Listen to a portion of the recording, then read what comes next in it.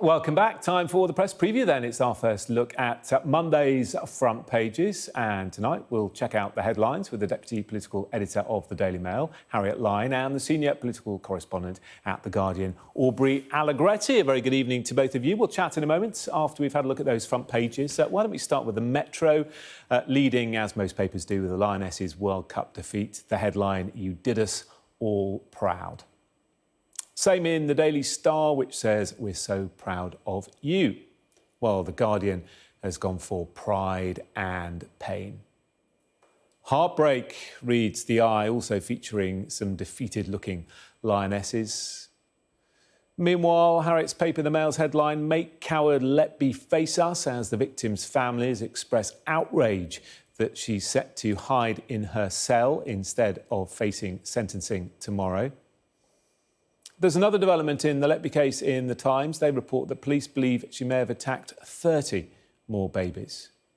While the Express leads with a royal story that the King has offered an olive branch to Prince Andrew by inviting him to Balmoral. And the FT reports that China wants to enlarge the BRICS bloc of emerging economies as a rival to the G7. And as always, you can scan that QR code that you see on screen during the programme. Check out the front pages of tomorrow's papers while you watch us discussing them. So, Harriet and Aubrey are with us this evening.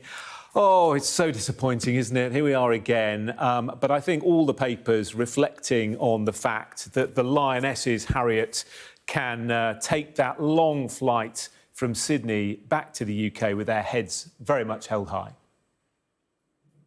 Yeah, it wasn't the result that anybody wanted, and it is heartbreaking. And if you look at that photo on the front of The Guardian, they do look utterly devastated, and so will so many fans across the country. But there really is, and although it is a bit of a cliche, there's so much to be proud of the squad, and so much, I think, hope and optimism for the women's game and for England as a side.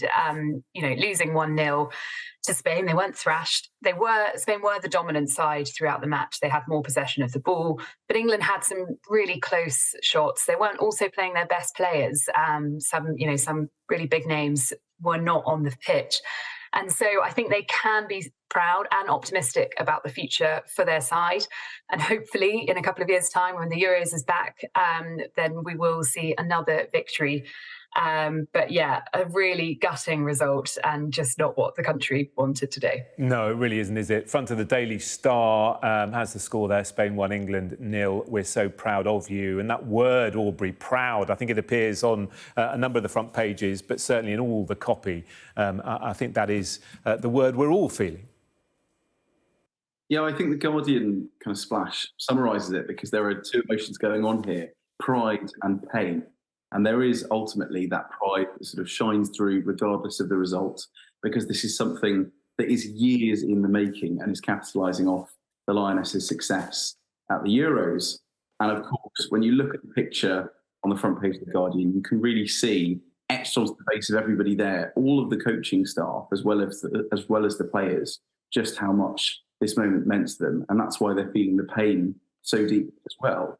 So yes, they absolutely will be flying back from Sydney with their heads held high and hopefully to a hero's welcome, because the sort of weight of history was on their shoulders, but they still did a phenomenal job and had a terrific campaign that was really enjoyable to watch. It's not just about the final and the result.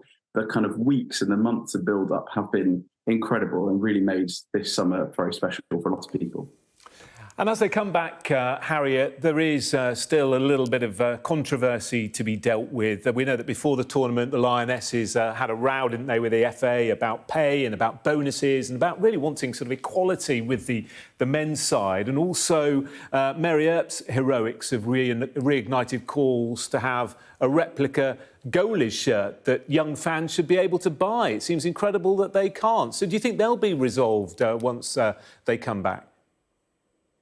Well, I think one can only hope. I mean, I think if reflecting on that pride word that's in all the papers, think how this is the first time an England side has got into a World Cup final since 1966. This is the first time the women have have ever done it, and how far the women's side has come. They are the bend it like Beckham generation. When these girls were born and when they started out as young footballers, there wasn't a professional, future for them in England. And so they have come an enormous way. And I think we should celebrate that perhaps more than focusing on those negatives and the battles that are still to be won. But it seems like a complete no-brainer for Nike to change its stance on this goalie shirt. And also other controversies, in the more political sphere and the royal sphere. The Prime Minister didn't attend the final, and neither did the Prince of Wales, Prince William. And so those are two things which I think have led to pretty negative press for the Prime Minister and the Prince of Wales. And a question over if we're really going to celebrate this team as England, then we really need to put them on an equal footing and make sure that, the president of the FA, the important figures are there at their matches, and that the shops are selling their kit in the same way that they are for the men, and perhaps in time, although everyone would like it to be much more immediate, but that the women are paid the same as the men for doing effectively the same job. It all ends in tears inside the Metro there. Aubrey, would you agree with those sentiments? I mean, what sort of homecoming do you think they should have, and what do you make of those controversies? Yeah, I think it's really interesting. This is not just something that we need to look at a national level. It's obviously kind of in the spotlight because we've just come to the end of the Women's World Cup. But ultimately, the sort of story of the young girls who are being inspired by watching the Lionesses play starts much lower down at grassroots levels with the sort of clubs that they support within the country. And if we really want to see sort of parity, I suppose, for women footballers, then you need to be making sure that they are kind of paid the same, that viewing figures kind of increase, that you bring people into the game, you motivate them, and you give great sponsorship deals to the women players who are also playing at clubs, not just for their country as well. That is going to take, hopefully, a much shorter amount of time now that the Lionesses have sort of roared to sort of such success over the last few weeks at this World Cup. But there are kind of lots of other kind of incremental changes that you need to make to the culture of football at a more grassroots and club level to be able to make sure that parity is fully achieved, I'd say.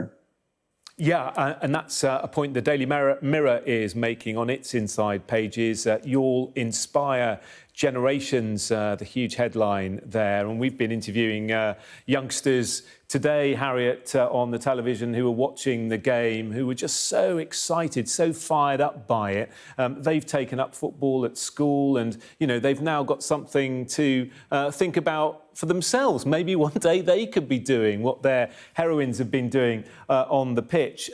Do you think that we will see more investment at the grassroots level? I think so, because I think the demand will certainly be there. I'm thinking when I was a little girl, I couldn't think of a female footballer to aspire to. I think the biggest player when I was younger was David Beckham. And that will be true of most of these players. And so the fact that so many girls and boys have these names to look up to and be inspired by will hopefully create a demand. And, I've seen interviews across the week on Sky of young girls saying that they've joined a club and seen a surge in other girls wanting to join the club off the back of things like the Euros. And so hopefully that will continue. And in other sports too, the most important thing is that women have equal opportunities in sport and across all workplaces, but enjoy the benefits of sport and have those exact same opportunities as men.